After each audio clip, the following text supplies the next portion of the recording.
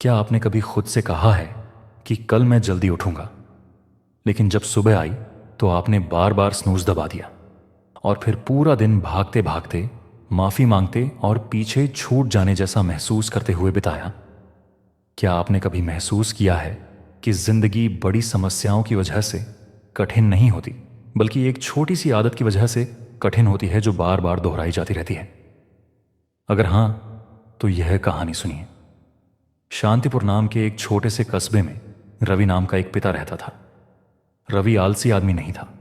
वह अपनी पत्नी सीता से प्यार करता था। वह अपनी बेटी पीहू से प्यार करता था और वह ऐसा इंसान बनना चाहता था जिस पर उसका परिवार भरोसा कर सके। लेकिन रवि की एक कमजोरी थी जो उसकी जिंदगी को बार बार चोट पहुंचाती थी। वह सुबह जल्दी नहीं उठ पाता था। हर रात वह कहता था, मैं जल्दी सो जाऊंगा, लेकिन हर रात वह फोन स्क्रॉल करता रहता या एक आखिरी वीडियो देखता रहता। और फिर सुबह आती और 6:30 का अलार्म उसे दुश्मन जैसा लगता। रवि का हाथ बिना सोचे अलार्म बंद कर देता। स्नूज, 5 मिनट, फिर स्नूज, 10 मिनट, फिर स्नूज। और अचानक 7:40 बज जाते और रवि ऐसे घबरा कर उठता जैसे कहीं ऊंचाई से गिर गया हो। वह जल्दी जल्दी दांत साफ करता, कपड़े पहनता और बिना नाश्ते के घर से निकल जाता। वह एक लोकल प्रिंटिंग दुकान के लिए डिलीवरी ड्राइवर का काम करता था। काम आसान था, लेकिन समय बहुत मायने रखता था। एक मंगलवार को उसके मैनेजर ने कहा, रवि, ग्राहक को पोस्टर 8 बजे चाहिए थे, तुम 9 बजे पहुंचे, हमने क्लाइंट खो दिया। रवि ने कहा, अब ऐसा नहीं होगा। लेकिन फिर भी ऐसा हुआ। एक हफ्ते बाद वह फिर लेट हो गया और मैनेजर ने आखिरकार कहा, मैं तुम पर भरोसा नहीं कर सकता, मुझे अफसोस है। रवि खाली लंच बैग लेकर घर लौटा और उसे लगा जैसे पूरा कस्बा उसकी असफलता देख रहा हो। घर पर सीता ने चिल्लाया नहीं, क्योंकि चिल्लाने से किराया नहीं भरता। उसने बस पूछा, अब हम क्या करेंगे? रवि ने कहा, मैं दूसरी नौकरी ढूंढ लूंगा। लेकिन उसकी आवाज उसे खुद भी मजबूत नहीं लगी। उसी शाम पीहू स्कूल से हाथों में चमकीली सजावट और आंखों में उत्साह लेकर घर आई। पापा, अगले शुक्रवार स्प्रिंग असेंबली है, मैं स्टेज पर गाने वाली हूं। मीना मैडम ने कहा है कि माता पिता को जल्दी आना होगा। गेट 8:20 पर बंद हो जाएगा, उसके बाद कोई अंदर नहीं आ सकेगा। पापा प्लीज आना, प्लीज लेट मत होना। रवि मुस्कुराया, लेकिन अंदर से उसे डर लग रहा था, क्योंकि वह अपनी आदत जानता था। फिर भी उसने पीहू की तरफ देखा और कहा, मैं जरूर जल्दी आऊंगा। पीहू ने उसे गले लगाकर कहा, मैं आपको फ्रंट रो में ढूंढूंगी। बुधवार को स्कूल हॉल में छोटी सी प्रैक्टिस थी जिसमें माता पिता को 10 मिनट देखने की अनुमति थी। रवि ने खुद से कहा, मैं जाऊंगा, समय पर पहुंचूंगा। लेकिन उस सुबह उसने फिर स्नूज दबाया, फिर स्नूज दबाया, और जब वह स्कूल पहुंचा तो दरवाजे बंद हो रहे थे। उसने माता पिता को मुस्कुराते हुए बाहर निकलते देखा और अंदर पीहू को अपने गाने का कागज पकड़े खड़े देखा। पीहू ने उसे शीशे के पार देखा। उसकी मुस्कान गायब हो गई। वह रोई नहीं, उसने बस नीचे देखा और मुड़ गई। वह शांत पल रवि को नौकरी खोने से भी ज्यादा दर्द दे गया। कार में सीता लंबे समय तक चुप रही, फिर धीरे से बोली, तुमने सिर्फ प्रैक्टिस मिस नहीं की, तुमने उसका भरोसा मिस किया। रवि ने स्टीयरिंग कसकर पकड़ा और उसकी आंखें भर आईं। उस रात उसे नींद नहीं आई। वह बार बार पीहू का चेहरा याद करता रहा। लगभग 5:15 बजे वह उठ बैठा और धीरे से बोला, मैं ऐसे नहीं जी सकता। वह बाहर ताजी हवा लेने निकला। सड़क शांत, जैसे पूरा कस्बा अभी भी सो रहा हो। आसमान गहरा नीला था, हवा ठंडी और साफ थी और दुनिया धीमी और शांत लग रही थी। कोने पर एक छोटा सा कैफे खुला था जिसकी खिड़की से पीली रोशनी बाहर आ रही थी। बोर्ड पर लिखा था, अर्ली बर्ड कैफे।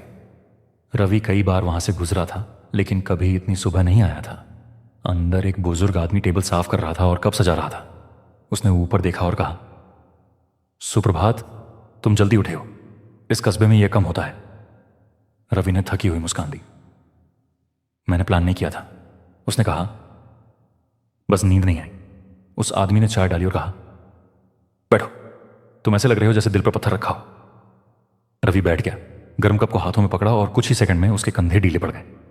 आदमी ने कहा, मैं शर्मा जी हूं। रवि ने कहा, मैं रवि हूं। शर्मा जी ने उसे देखकर कहा, मैं अंदाजा लगाऊं? लेट सुबह, उन्होंने कहा। रवि चौंक गया। आपको कैसे पता? उसने पूछा। शर्मा जी बोले, तुम्हारे चेहरे से। ये वही चेहरा है जो हमेशा भागता रहता है। रवि ने धीरे धीरे सब कुछ बता दिया। नौकरी खोना, किराए की चिंता और पीहू से किया वादा। अगले शुक्रवार उसका बड़ा दिन है, रवि ने कहा। गेट 8:20 पर बंद हो जाएगा। मैंने वादा किया है कि मैं फ्रंट रो में रहूंगा, लेकिन मुझे डर है कि मैं फिर से असफल हो जाऊंगा। शर्मा जी ने सिर हिलाया और कहा, लोग सोचते हैं कि जल्दी उठना सिर्फ सफलता के लिए होता है, लेकिन असल में यह नियंत्रण के लिए होता है। जब तुम देर से उठते हो तो दिन घबराहट से शुरू होता है, और घबराहट इंसान को गलत फैसले करवाती है। जब तुम जल्दी उठते हो तो दिन खाली जगह से शुरू होता है, और खाली जगह इंसान को समझदार बनाती है। रवि ने पूछा, लेकिन जब शरीर ही नहीं उठना चाहता तो क्या करें? शर्मा जी थोड़ा आगे झुके और सरल कदम बताए। जल्दी सो, फोन को बिस्तर से दूर रखो, फोन के पास पानी रखो, रात में कपड़े तैयार रखो, और सुबह दुनिया को छूने से पहले एक छोटा सा प्लान लिखो। उन्होंने एक छोटा नोटबुक दिखाया जिसमें 3 लाइनें थीं। जरूरी काम, क्या नहीं करना है, और किसके लिए आभारी हूं। उन्होंने कहा, इसमें सिर्फ 10 मिनट लगते हैं, लेकिन सोच बदल जाती है। तुम प्रतिक्रिया देने वाले इंसान से चुनाव करने वाले इंसान बन जाते हो। रवि ने नोटबुक को देखा और धीरे से कहा, मैं चुनाव करना चाहता हूं। मैं बार बार माफी मांगते मांगते थक गया हूं। उस दिन से रवि ने अभ्यास शुरू किया। गुरुवार को उसने फोन कमरे के दूसरे कोने में रखा और उसके पास पानी का गिलास रख दिया। सुबह 6 बजे अलार्म बजा और उसका शरीर वापस सोना चाहता था, लेकिन उसने खुद को उठाया, ठंडी फर्श पर पैर रखा, फोन बंद किया और पानी पी लिया। ठंडे पानी ने दिमाग जगा दिया। वह शक्तिशाली महसूस नहीं कर रहा था, वह असहज महसूस कर रहा था, लेकिन उसे एक नई चीज महसूस हुई। उसने दिन की शुरुआत शर्म के बिना की थी। उसने सस्ती कॉपी में लिखा, जरूरी काम, नौकरी ढूंढना, नहीं करना है स्नूज दबाना, आभारी हूं, एक और मौका मिला। फिर वह बाहर टहलने गया जब कस्बा अभी भी शांत था।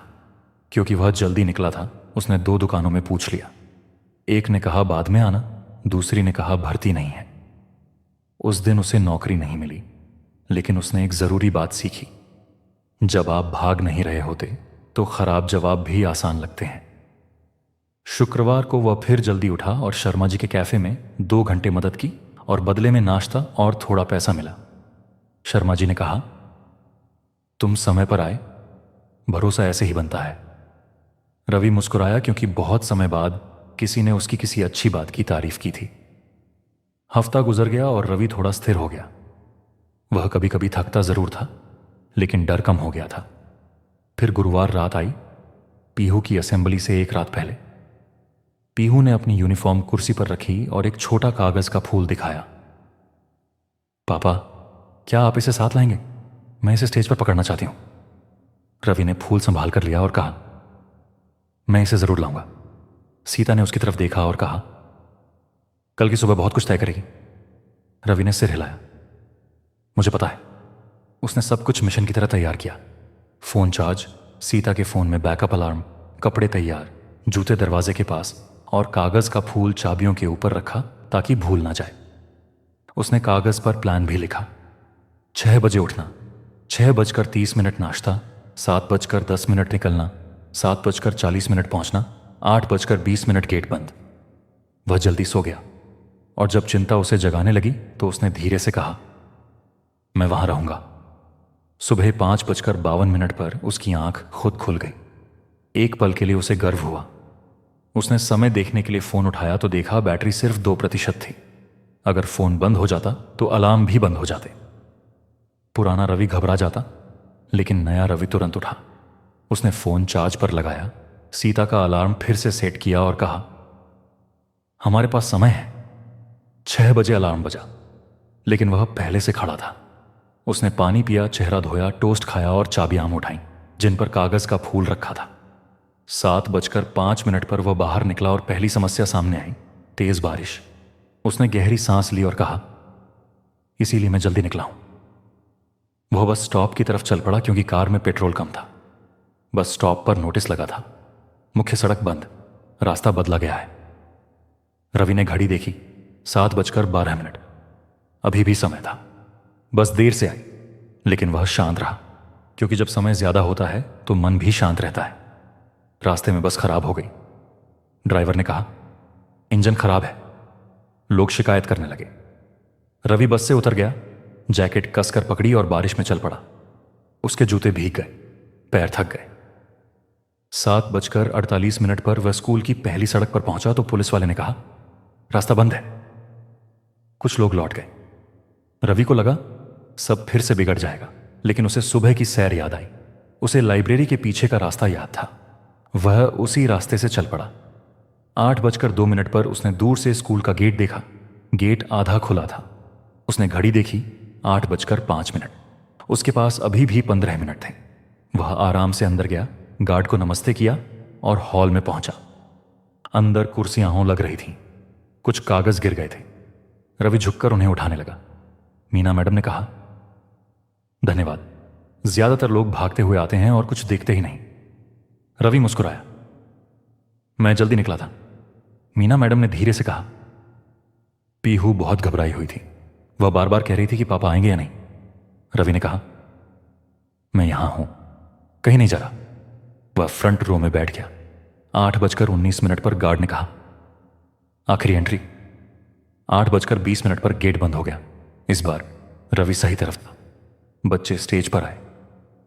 पीहू की नजर भीड़ में उसे ढूंढ रही थी। फिर उसने रवि को देखा। उसके कंधे ढीले पड़ गए, उसके चेहरे पर मुस्कान आ गई। रवि ने हाथ हिलाया। पीहू ने गाना शुरू किया। उसकी आवाज परफेक्ट नहीं थी, लेकिन बहादुर थी। गाना खत्म होते ही वह दौड़कर रवि के पास आई और गले लग गई। पापा, आप जल्दी आ गए, उसने कहा। जब मैंने आपको देखा तो मुझे डर नहीं लगा। रवि ने उसे कागज का फूल दिया। पीहू मुस्कुरा उठी। आपको याद रहा। सीता पास खड़ी थी। उसने धीरे से कहा, आज तुम दिन के पीछे नहीं भागे, तुमने दिन को पकड़ लिया। बाहर निकलते समय एक सज्जन ने रवि को रोका। मैं वर्मा जी हूं, उन्होंने कहा। मैं एक डिलीवरी कंपनी चलाता हूं। मुझे सुबह जल्दी आने वाला भरोसेमंद आदमी चाहिए। तुम वैसे लगते हो। रवि मुस्कुराया। मैं आ सकता हूं। उन्होंने कार्ड दिया और कहा, सोमवार सुबह 6:30 आना। उसी दिन रवि शर्मा जी के कैफे गया और सारी कहानी सुनाई। शर्मा जी ने पूछा, तो क्या सीखा? रवि ने कहा, जल्दी उठने से बारिश नहीं रुकी, बस ठीक नहीं हुई। रास्ता साफ नहीं हुआ, लेकिन मुझे समय मिला।